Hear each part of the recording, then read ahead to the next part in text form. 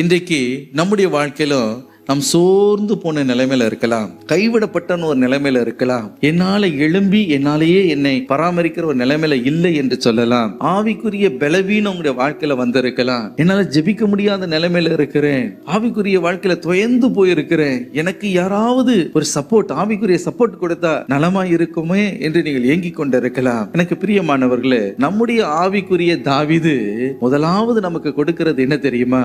தமது அப்பத்தை நமக்கு கொடுக்கிறார். அந்த அப்பம் என்ன? அதான் பரலோக அப்பம்.